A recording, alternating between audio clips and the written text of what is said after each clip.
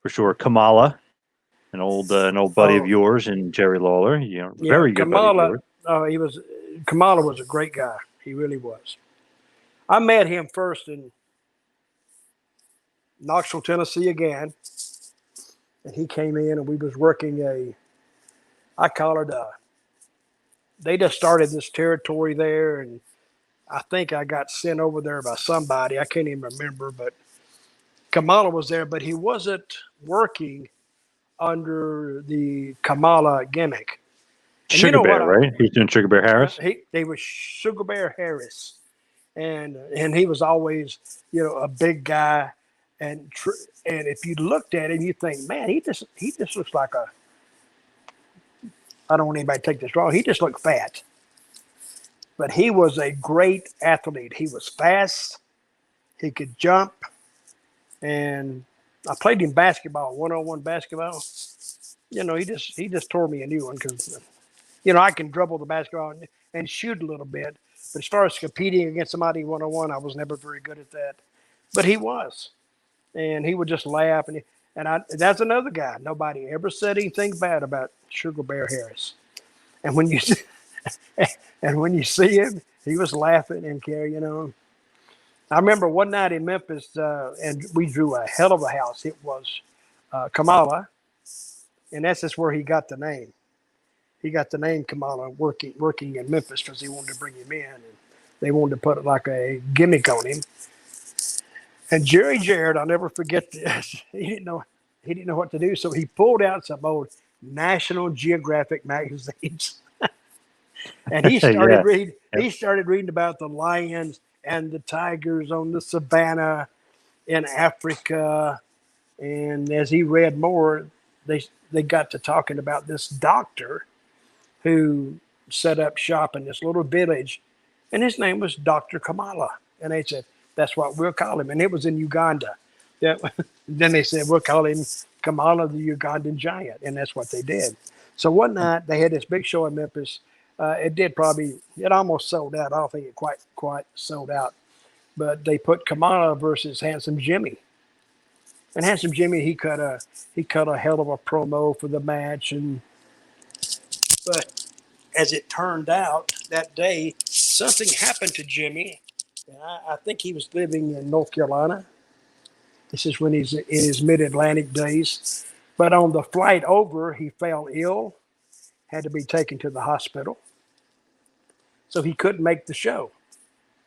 And I remember Jerry Jarrett came to me that night and he said, listen, Jimmy is not here. I'm going to have to replace him. I want you to replace Jimmy. I said, okay. And this is what kind of messed me up. He said, I want you to just do a DQ with him. I went, do a DQ with him? He said, yeah. I said, he's not going to beat me? He said, no. Which, kind of confused me because he had beaten everybody up to that point. He had beaten Dundee, and he'd beaten Terry Taylor, and he'd beat one of the Fabs and another one of the Fabs. And he beat Dream Machine. He beat everybody because they were preparing him for Lawler. So I thought if I'm going to go in there against Kamala, I'm going to get beat. He said, no, I don't want you to get beat. And he said, I'll tell you the reason later.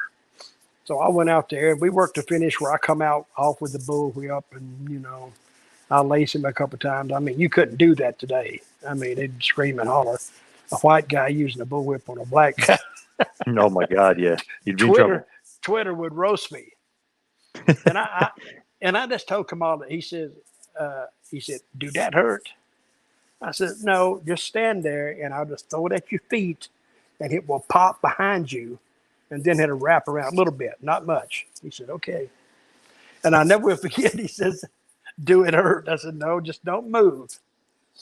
So it took me about a week, but I finally got around to, and this taught me a lot about booking.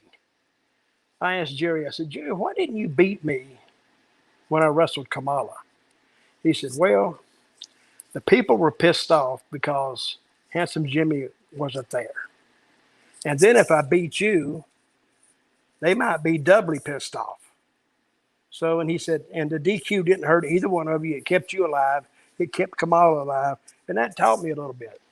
Don't kill off a talent if you don't have to. So And Kamala was a good guy toward the end. And what was the matter with Kamala? He had diabetes, and he had high blood pressure, and he had to amputate both of his legs. And I really hate that, and a very good guy.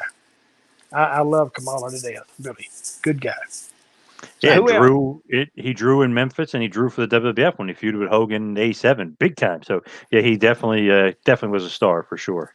Well, Um, I heard some of the things he said about WWE. He said he didn't get paid like the other guys got paid. Now, I don't have any way of checking that, but I do believe there's a possibility that might be true.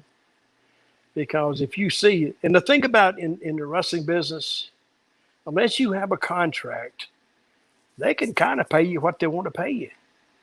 And if you don't like it, you can just walk out the door unless you're a superstar.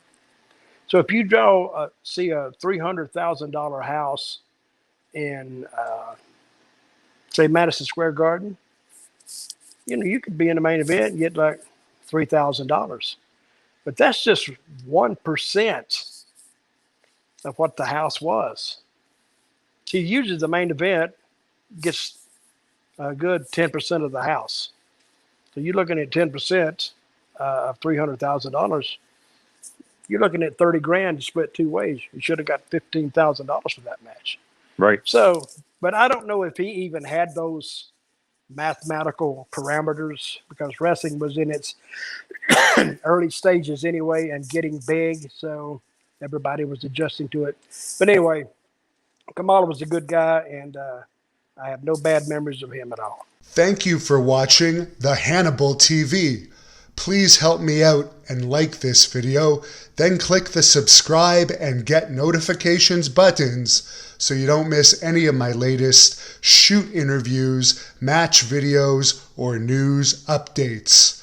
Follow us on Facebook at the Hannibal TV for more live streams and videos. And while you're at it, follow us on Instagram and Twitter at the Hannibal TV.